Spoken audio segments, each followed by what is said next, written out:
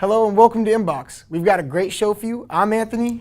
I'm Ethan. We are going to take you on a train trip back into history and share a man's passion for the sea.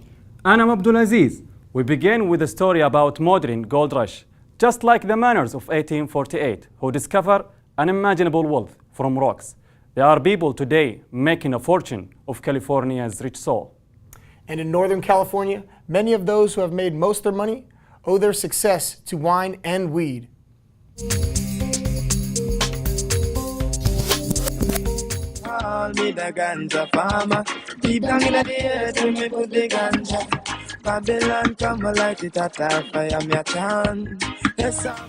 the garden. My name is Stephen Wright, and I'm a ganja farmer. Farming has made Stephen rich. We're talking 6 figures rich. I've grown weed for about 5 years. This is actually my first grow completely by myself, though. This is not a backyard hobby. This is agribusiness. Every day, watering. What are you putting in there? Avalanche, flower hardener.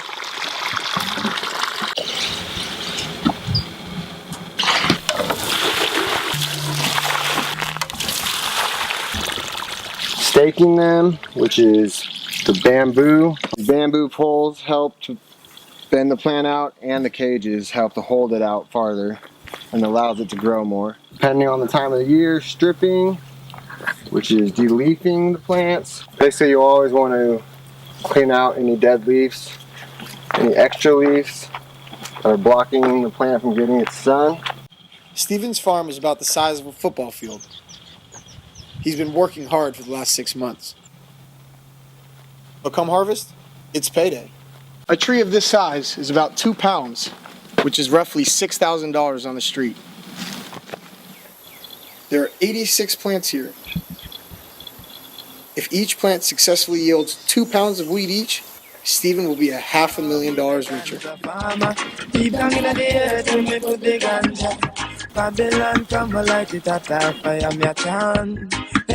In California, weed is a $14 billion business. In shops, it can sell for $350 an ounce or more. That's a lot of money, but there's even more demand. Most of the weed grown in California is quickly bought up in the state. Whatever is left over can sell for a higher price in the rest of the country. What goes with California weed? How about a little bit of California wine? Known for being amongst the best wines in the world, now it's getting bigger than ever. California's wine industry is 10 times bigger than weed, earning $125 billion in 2013. California is by far the most important state in the U.S. as far as wine production. It is number one by volume and reputation in the U.S. 90% of all American wine comes from California. We're in the beautiful Livermore Valley in Northern California, one of America's original wine growing districts. Livermore Valley has a unique climate that really supports high-quality vineyards. The mix of cool air from the bay and the warm air from the Central Valley is perfect for growing grapes. It takes about 3 years for a new vineyard to really produce a good quality, usable crop of grapes. Enology, the process of making wine. Winemaking an art and a science for sure.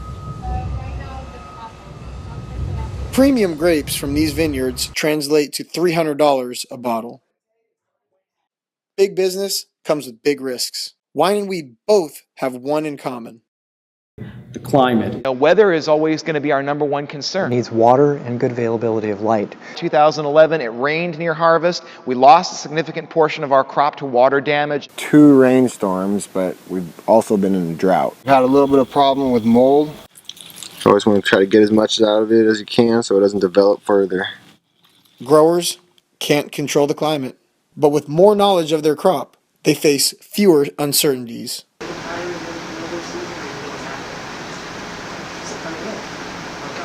In Oakland, Oaksterdam University teaches the finer points of growing cannabis.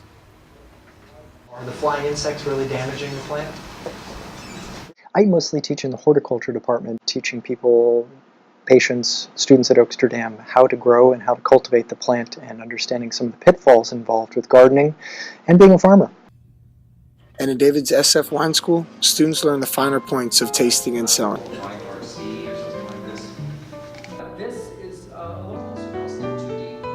They're geared toward people who are trying to get into the wine industry or enhance their career. The future looks good, and it's not just about the money. 20 years from now, it will be an industry where people can actually have a career in this industry and help people. I really enjoy seeing the passion ignite in people, seeing my students just develop a deeper appreciation for wine. I just love growing weed. Love being outdoors.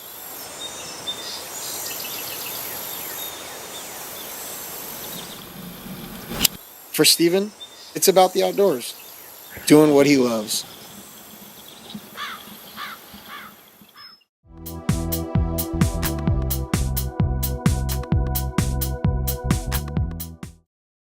Coming up next, we'll take you on a train ride through California's majestic redwoods.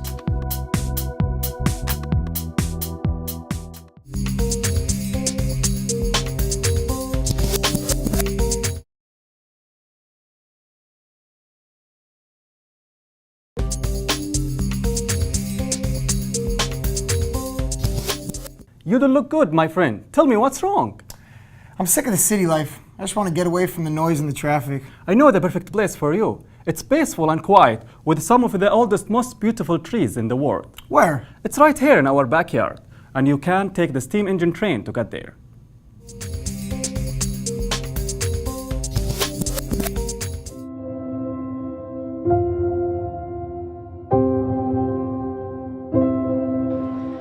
Sometimes modern city life is just too much. There is no escape from technology. It is all around us. But there is a place in Bay Area where you can go away and close your eyes and travel back 150 years.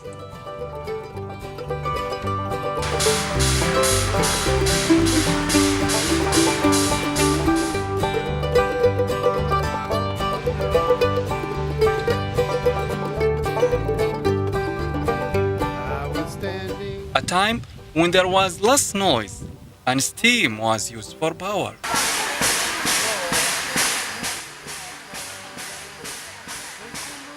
It is a little town you can drive to, only 80 miles from San Francisco.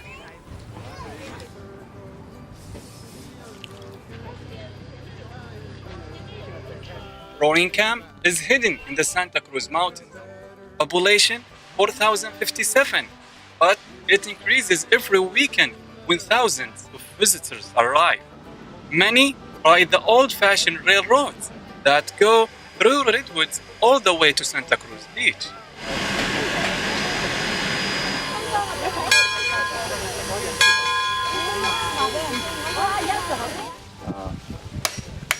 Events showcasing California's heritage are held every day. You can pan for gold, see a blacksmith, and of course, ride the steam engine trains. Frank Lamouly is the marshal at Roarding Camp. He's a lawman at the turn of the century, the 1880s, 90s, in that period of time.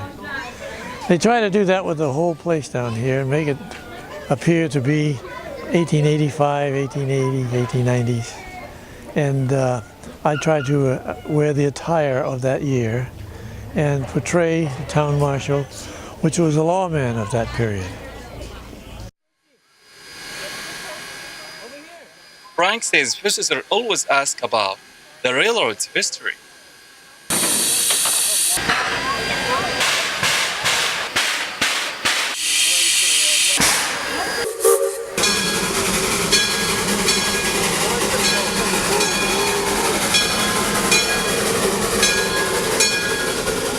Norm Clark, the founder of this place, went to Hawaii and found this steam engine retired on a plantation, brought it back here, renovated it, cleaned it all up, and put it into service. And another steam train came from the middle of the country, and another steam train came from the southern part of the country.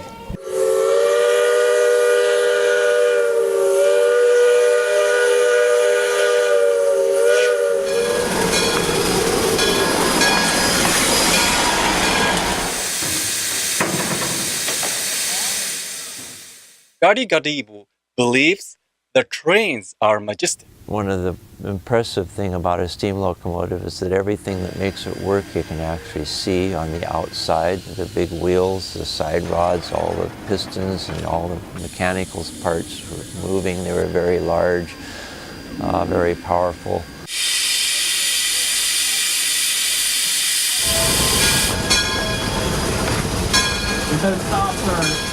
Our trains don't go very fast. The steam trains climb very steep hills and they're gear driven, so that when they're geared down they only go maybe 3 to 5 miles an hour.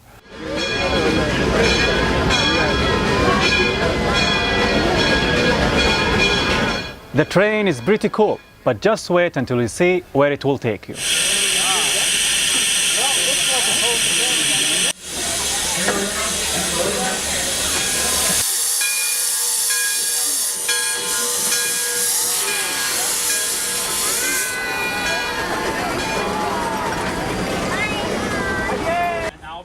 The ride to Roarding camp takes just 90 minutes.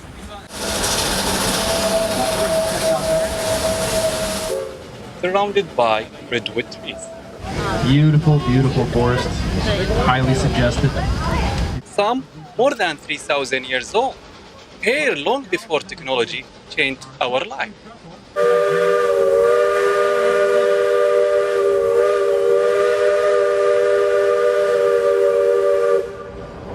When the trains go through the redwoods, it's just beautiful. The trees are so tall and thick, and they almost don't fit. You know, the train can hardly get through the trees. Some of them are so close.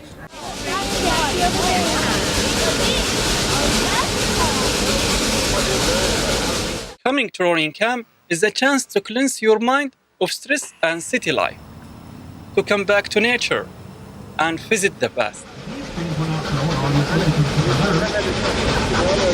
I'd like to thank everybody for coming to ride with us today. Come and see our beautiful trees. Meet our beautiful Dixie and Ashay.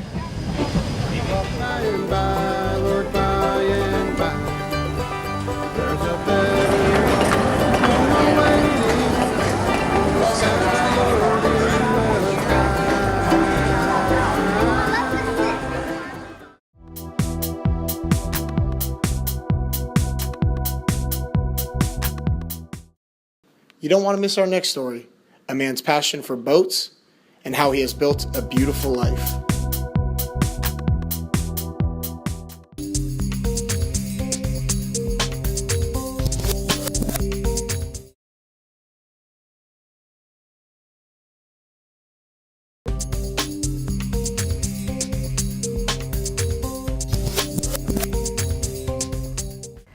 Coming up, you will meet a craftsman who builds boats by hand that fuel his imagination to take ocean voyages. I'll take you to his workshop to see his newest creation.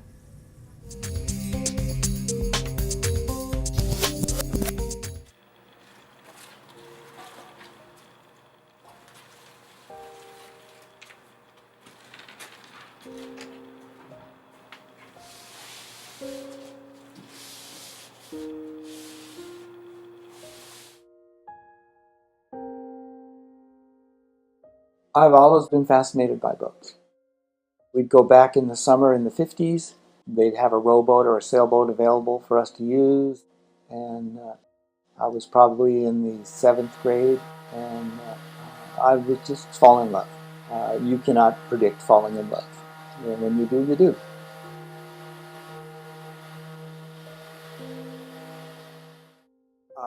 I've been building boats since high school. So I've been building boats 50 years. Very long time.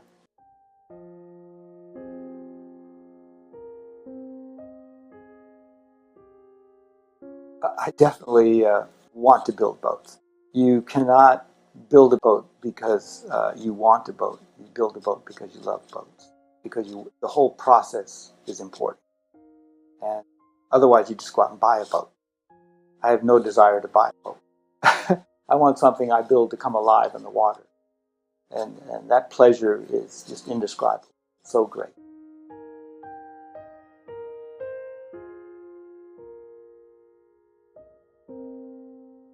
I actually just mainly learned on my own.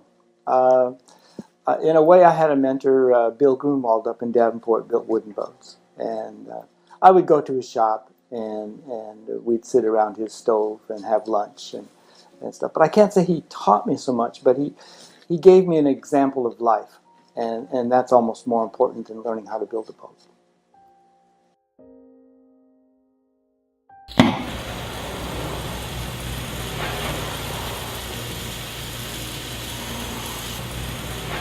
My family's always supported me. My wife has been my crew on my boats, and we've sailed the Pacific Coast and the East Coast and stuff together, and she's always supported me.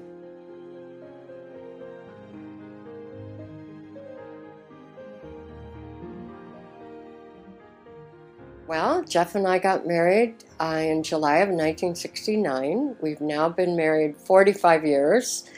And I met him through my roommate who wanted to join the San Jose State Sailing Club.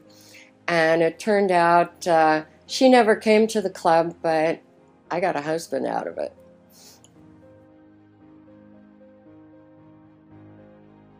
I support Jeff doing what he loves in life, building boats, his art, and I'll never stop doing that.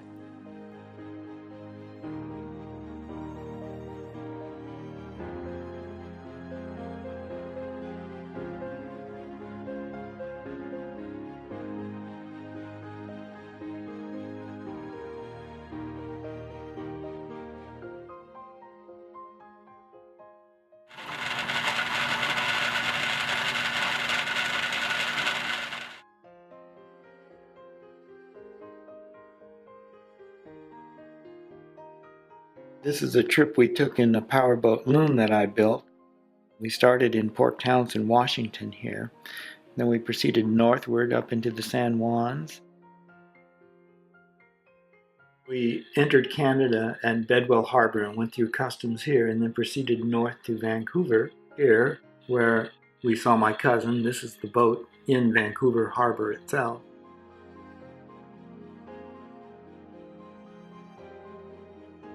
This is a picture from the 50s. I'm about 7 years old in the car here, and my brother Mike is working on the car, and my brother Bill is watching us. And I think we've always liked working with our hands, building things from very young.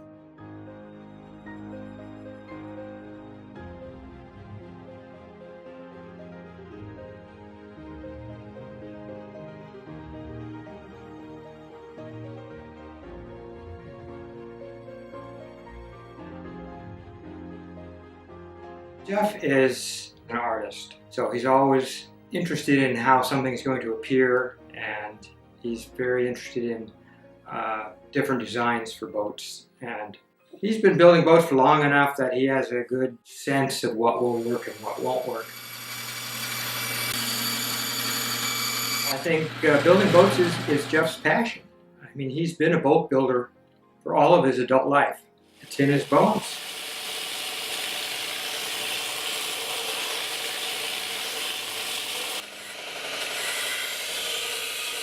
I think I'm driven to keep building boats for several reasons, but I think the primary reason is that I always believe that happiness is doing something difficult well, and building a boat gives me that happiness.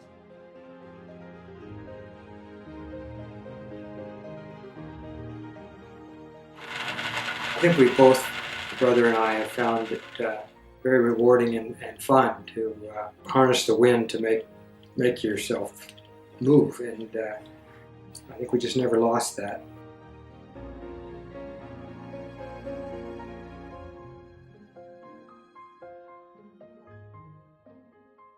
I'm sure I'll keep building boats until I just physically can't build them anymore.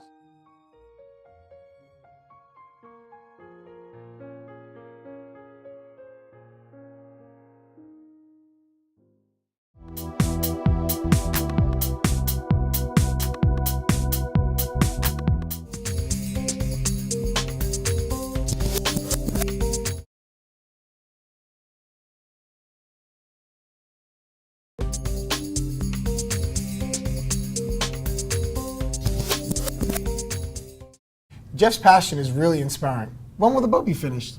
Jeff says next year. Abdul, where can I get more information about the train? It is easy. You can find everything you need at roaringcamp.com. We hope you enjoy our show. Thanks for joining us. From all of us at InBox, we'll see you next time.